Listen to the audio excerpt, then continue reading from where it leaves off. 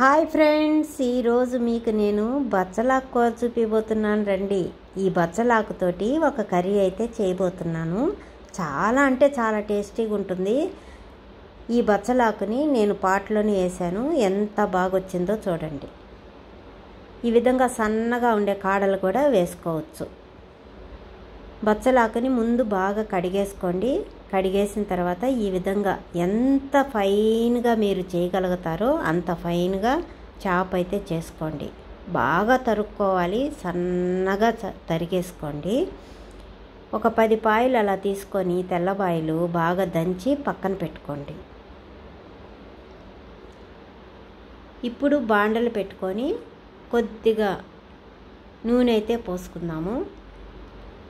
దీంట్లో తిరగమాతకి ఆవాలు, మినప్పప్పు, జీలకర్ర ఈ 3 వేసి ఆవాలు చిటపటమనినప్పుడు మనము ఒక 4-5 ఎండుమిరపకాయలు కూడా వేసేసుకోవచ్చు.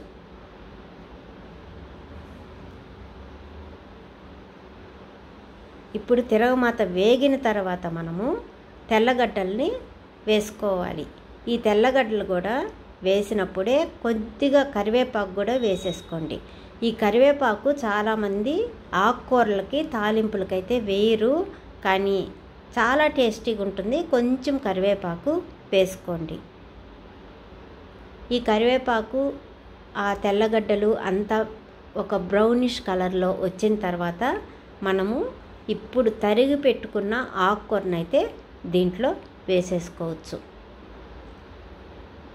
ఇప్పుడు తరిగి పెట్టుకున్న ఆకునైతే దీంట్లో వేసి కొంచెంసేపు కలిపెట్టండి. ఒక 2 నిమిషాలు మూత పెట్టి దాన్ని సపరేట్గా ఉడికించుకుందాము. తర్వాత మనము ఒక కందిపప్పుని సపరేట్గా అయితే కొంచెము ఒక చిన్న కప్పు కందిపప్పుని ఉడికించుకోవాలండి. ఇప్పుడు ఇది బాగా వేగిపోయింది. మనకు ఆకుకూర ఉడికిన తర్వాత కొంచెం పసుపు, కొద్దిగా ఉప్పు, కొద్దిగా కారము అన్నీ వేసి బాగా కలిపెట్టేసేయండి. కలిపెట్టిన తర్వాత మనము ఏమైతే కందిపప్పుని ఉడికించుకున్నామో ఆ పప్పుని దీంట్లో వేసేసుకోండి. ఇది కూడా బాగా అంతా కలిపెట్టేసుకోండి. అయిపోయింది. ఇంకేమిటి, బచ్చలాకు పప్పు రెడీ అయిపోయింది. ఎంత టేస్టీగా ఉంటుందో ఇది చపాతీకి కానీ రైస్కి కానీ ఇంకా దేనికైనా, అంటే ఒట్టిది కూడా తినేయచ్చు, అంత టేస్టీగా ఉంటుంది.